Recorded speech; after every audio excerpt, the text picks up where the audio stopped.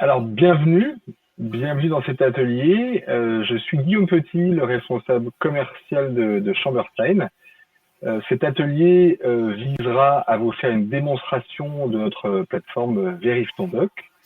Et cet atelier s'inscrit dans le cadre du laboratoire d'innovation Chamberstein Le Lab.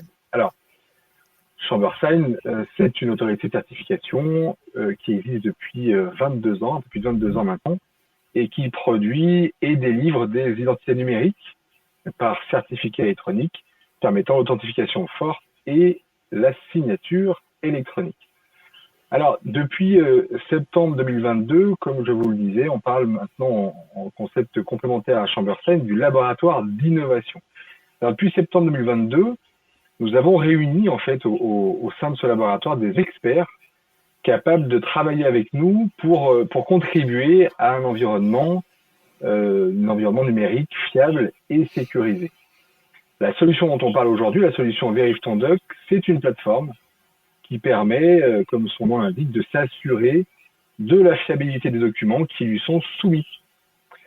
Voilà, donc l'atelier du jour qui va vous être présenté, animé en tout cas par Valérie Nadine, va notamment viser à faire un jeu de rôle autour des demandes et des remises de pièces justificatives et donc de vérification de ces pièces. Voilà.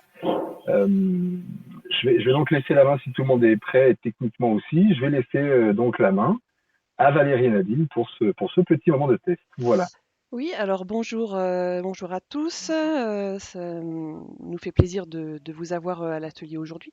Donc, dans le cadre du jeu de rôle, je vais être Patrick, responsable administratif de la société Tolga. Et j'ai reçu de la part de mon expert comptable une demande de remise enfin une demande de pièces manquantes, de pièces justificatives. Donc c'est ce document-ci. Mon expert comptable est un expert du cabinet Vaudan, donc j'ai le courrier de demande de pièces avec, en l'occurrence ici, deux factures, le FEC de vente et le FEC achat pour une période donnée. Donc, je vais me rendre et m'inscrire sur la plateforme Vérif ton doc. Ce que je veux aujourd'hui, c'est générer la remise de justificatif. Donc, je clique sur Je génère mon doc. Je vais choisir la remise de justificatif et la plateforme s'ouvre de telle sorte que je puisse déposer les pièces demandées.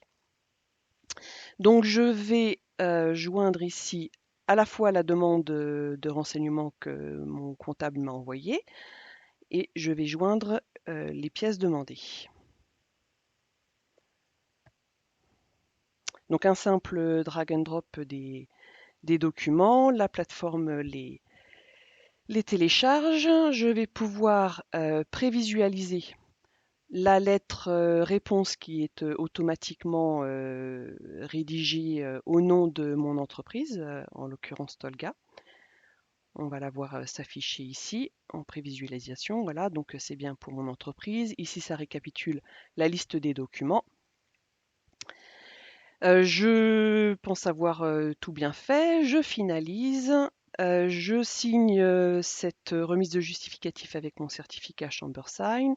Je finalise et la plateforme va me télécharger le document ainsi produit. Maintenant, je vais envoyer ce document à mon expert comptable, Françoise. Et là, voilà, donc Françoise, est-ce que tu as bien réceptionné la remise de justificatif? Oui, donc moi je suis Françoise, je suis donc l'expert comptable dans le cabinet comptable Vaudan. Donc j'ai bien reçu le mail de Patrick. Donc je le télécharge puisqu'il est en pièce jointe du mail. Et donc en l'ouvrant, je remarque qu'il y a des pièces attachées à ce PDF. Là, en l'occurrence, je vois 4 pièces. Donc, il y a des pièces au format XLSX, au format ODT, des méta-YAML. Et si j'ouvre une pièce parmi celles que je vois. Voilà, c'est une facture qui contient également des pièces attachées. Donc, c'est le principe des poupées russes. Donc, moi, je vais donc vérifier le document que Patrick m'a envoyé. Donc, je me connecte également avec mes identifiants sur la plateforme Vérifie ton doc. Et là, je vérifie si la demande de renseignement est complète. Donc, je dépose le PDF que j'ai reçu dans la drop zone. J'ai la checklist qui va s'afficher. Logiquement, si Patrick m'avait tout bien envoyé, j'aurais tout en vert. Et là, je constate qu'il y a un statut rouge. Donc, je vais dérouler la liste. Donc, il y a un statut rouge devant la facture FA 1301. Donc, ça veut dire que la facture en question n'est pas jointe. Il y a également un statut rouge pour la conformité au format facture X, évidemment, puisque comme la facture n'est pas présente dans les pièces, donc automatiquement, il y a un statut rouge. Et il y a également un statut rouge pour journal des ventes conforme au format FEC. Et en déroulant, je constate qu'il y a un problème de date pour le FEC vente. Celui qui a été déposé par Patrick ne correspond pas à la période que j'ai demandée dans la demande de renseignement initiale. Donc, j'appelle Patrick. Patrick, il me manque les documents suivants. Tu ne m'as pas mis la facture FA 1301 et le FEC vente à la bonne période. Est-ce que tu peux me renvoyer un PDF, s'il te plaît? Eh ben, pas de souci, Françoise, je vais faire ça dans la foulée. Donc, je vais générer à nouveau un document. Je vais déposer le document demande de renseignement d'origine pour lequel j'aurais dû envoyer toutes les bonnes pièces. Donc, je dépose le document, je dépose le FEC achat qui allait bien, pardon. Hop. Et je vais déposer les pièces qui manquaient ou la pièce incorrecte, à savoir ces deux documents-là. Hop, je les dépose. Pour la génération de la nouvelle remise de justificatif, je prévisualise et on va voir que automatiquement la plateforme Vérifie ton doc va avoir généré le document réponse aux couleurs de mon entreprise avec la liste des pièces jointes et j'ai bien là-dedans le fichier qui était erroné et la pièce manquante, la facture manquante. Je signe avec mon certificat Chambersign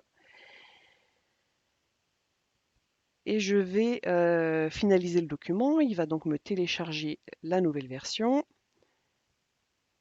Et je vais prévenir Françoise dans la foulée que le document est prêt et qu'elle peut vérifier les pièces jointes sur la plateforme. Donc Donc Françoise, effectivement, oui, j'ai bien reçu le nouveau PDF. Donc je vais déposer ce PDF dans la drop zone.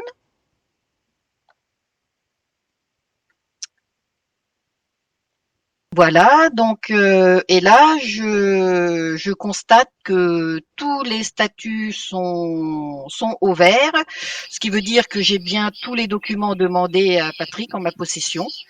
Donc merci Patrick, ta remise de justificatif est correcte. Je peux continuer à travailler sur ton dossier.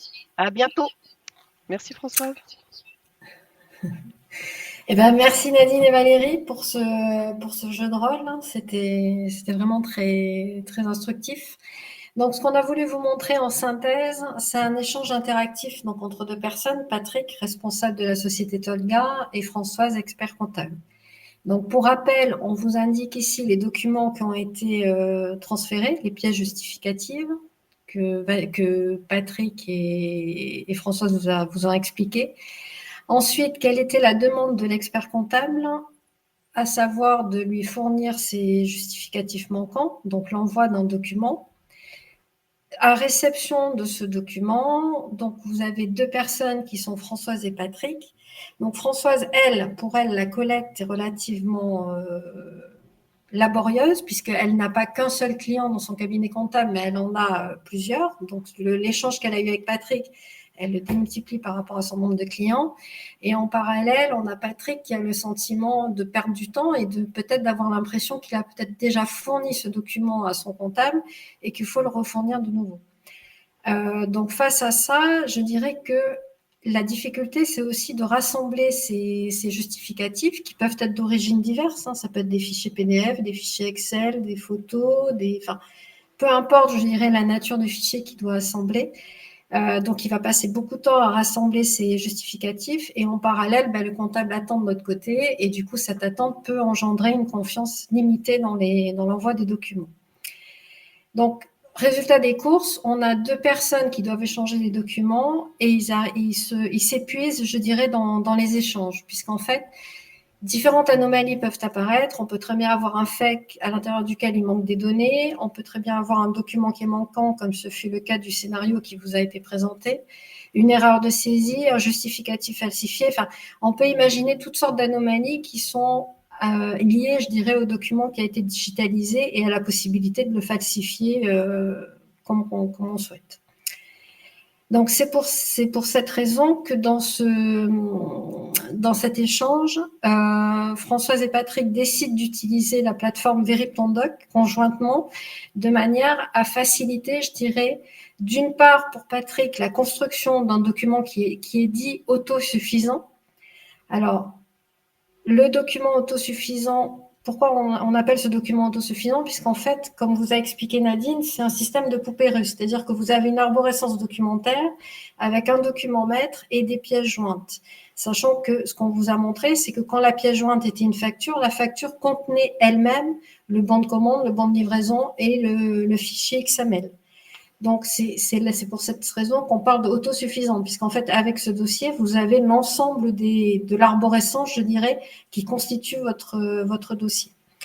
Et le plus, c'est que Patrick, qui s'engage sur l'envoi de ce document, il peut appliquer une signature électronique. Donc, du coup, on fiche, je dirais, l'ensemble du dossier et on a bien les bons fichiers, les bonnes périodes avec les bonnes données qui sont regroupées dans un seul et même dossier. Donc ça, c'est c'est la valeur ajoutée, je dirais, côté Patrick, donc côté de l'émetteur. Et ensuite, du côté de Françoise, elle va pouvoir détecter rapidement en un clic les erreurs et les oublis. C'est-à-dire qu'elle a juste, comme vous l'a montré Nadine au cours du scénario du jeu de rôle, elle a juste à prendre le dossier, donc le document autosuffisant, le déposer dans la drop zone et automatiquement, vous allez avoir une liste de vérification qui apparaît. Donc, qui est soit tous les points de contrôle sont ouverts et correspondent à vos attentes, puisque l'objectif, c'était véritablement de voir si votre dossier était bien conforme à l'ensemble de vos attentes. Donc, dans le cas de gauche, c'est le cas. Votre dossier est complet. Donc, le client vous a bien fourni l'ensemble des pièces justificatives. Soit ce n'est pas le cas, donc comme on vous l'a montré au cours du scénario.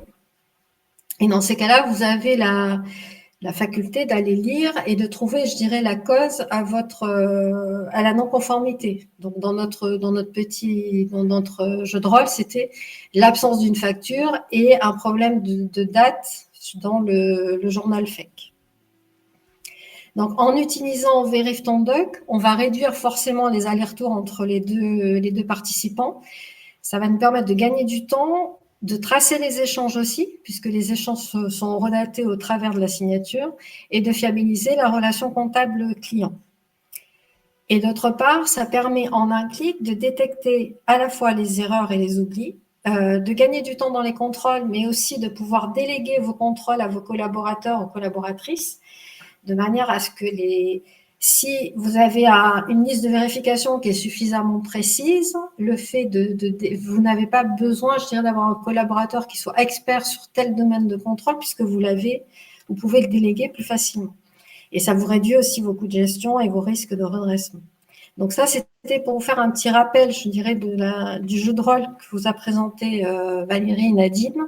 Donc en synthèse, sur le côté gauche, on a bien le document qui est autosuffisant, qui est signé, à l'intérieur desquels vous allez retrouver toutes vos pièces jointes, mais qui elles-mêmes peuvent contenir de nouvelles pièces jointes. Donc, c'est l'arborescence, c'est votre dossier digitalisé. Et sur la partie droite, vous avez un certain nombre de points de contrôle, donc des points de contrôle métier qui ont été faits dans le cadre de notre jeu de rôle, qui auront été élaborés avec le cabinet comptable, qui précise dans quel cas ma demande de renseignement est conforme à mes attentes et dans quel cas elle ne l'est pas. Et pour pouvoir répondre à ces points de contrôle métier, d'un point de vue technique, nous, on va analyser, je dirais, le format, le document maître, le format PDF qu'on lui a déposé, le fichier, PDF qu'on lui a déposé, et on va aller lire l'ensemble des informations. Donc là, ce que vous montre, par exemple, Valérie, c'est qu'en déposant le dossier PDF, on peut voir que ce dossier est constitué de 4 pièces jointes. Donc, si Valérie clique sur 4 pièces jointes, on va retrouver les pièces jointes. Donc, on va retrouver les factures, on va trouver les fichiers Excel. Mais si maintenant, elle clique sur, par exemple, le fichier Tolga FA 1201, donc la première facture, on va également avoir 3 pièces jointes. Et en cliquant sur de proche en proche, donc en cliquant sur 3 pièces jointes, on va descendre comme ça jusqu'au banc on peut aller jusqu'au banc de commande, voilà. Et en ouvrant le banc de commande, on va voir que le fichier en pièces jointes, on a un seul fichier et qui est au format OrderX, ici.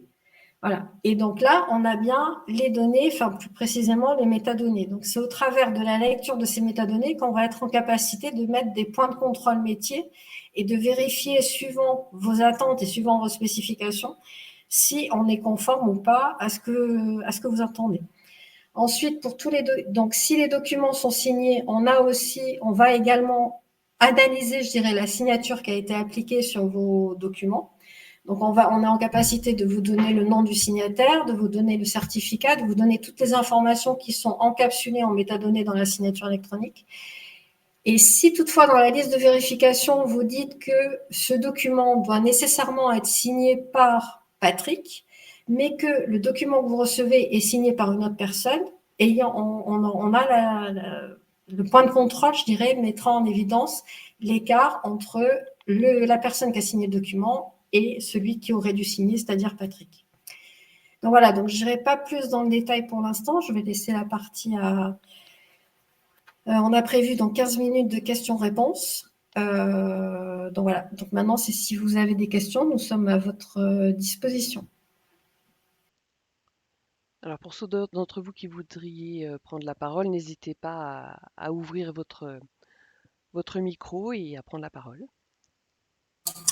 Je vais poser une première question.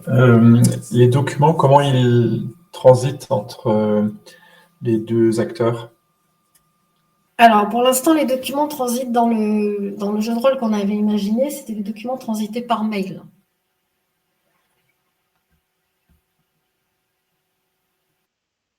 Donc, l'émetteur était les fichiers PDF, oui, tous les documents transités par mail. Est-ce que vous avez déjà été confronté à des problématiques de documents erronés ou de documents falsifiés volontairement Est-ce que vous avez ce besoin de faire une demande auprès de vos clients pour récupérer un certain nombre de pièces? Est-ce que vous avez comme ça des échanges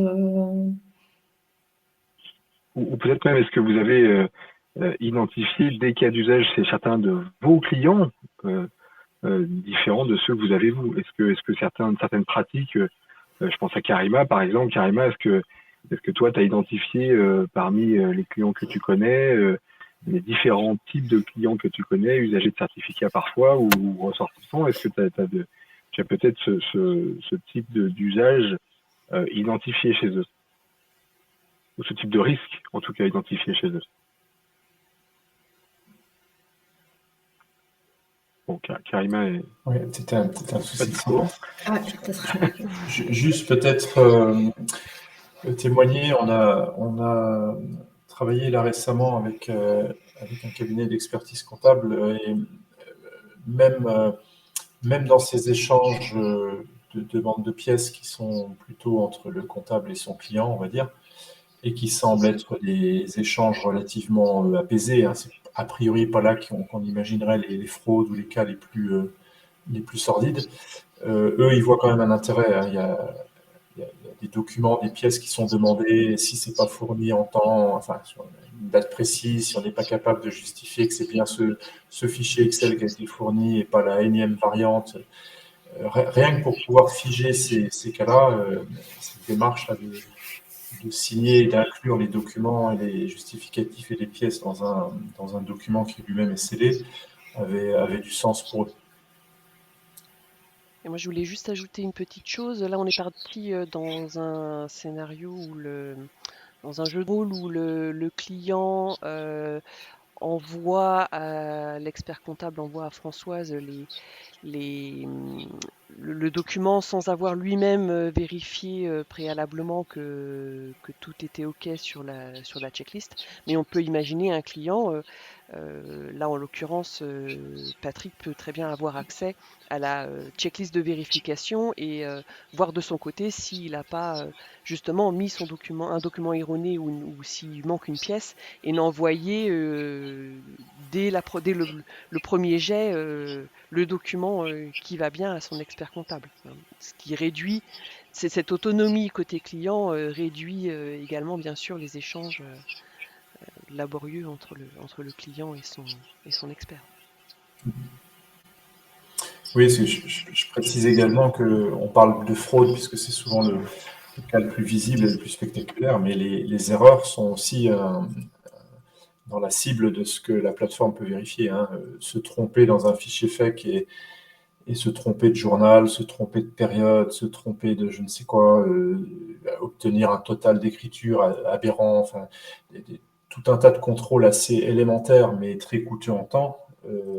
Tous ces contrôles-là peuvent être intégrés dans la checklist. Et comme tu le dis, Valérie, ils peuvent éviter déjà de générer un document absurde. Et si le document est quand même généré et qu'il circule, il permet au destinataire d'opérer un certain nombre de tests sans avoir à faire perdre du temps à l'expert qui va peut-être faire 3 allers-retours parce que 3 fois il y aura des erreurs basiques dans les fichiers. D'autres questions, d'autres remarques sur la plateforme Vérif ton doc? Est-ce que vous avez présenté un scénario de demande de renseignements et de remise de justificatifs? Est-ce que la plateforme se limite à ce type de document ou il est possible de traiter d'autres types de documents transactionnels?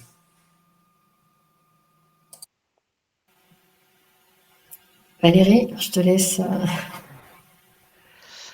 On peut imaginer qu'on dépose sur la plateforme une piste d'audit fiable, par exemple. On projette de faire un atelier dans un mois sur le sujet avec justement un scénario où on verrait une facture auquel seront annexées les pièces justificatives utiles et puis on pourra présenter à l'occasion, pourquoi pas, une usurpation d'identité. Donc cet atelier-là, on s'y retrouve le 16 février pour vous présenter ce cas d'usage-là. Donc là, voilà, pourquoi pas la piste d'audit fiable. Après, ça peut être une vérification de conformité, d'habilitation. Dans le cadre d'un chantier, je suis chef de chantier, je veux m'assurer que tous les gars et filles que j'envoie sur le chantier ont bien leurs habilitations à jour. Eh ben j'ai avec moi leur carnet sous forme dématérialisée. Je dépose les carnets sur la plateforme et en un clin d'œil, je peux voir si ils sont encore à jour, si un tel a bien son habilitation cariste, etc. Donc je dirais les documents PDF autosuffisants sont applicables au métier d'expert comptable et à tout un tas d'autres domaines tout aussi bien, hein. La plateforme va pouvoir s'adapter justement au métier et aux critères métiers.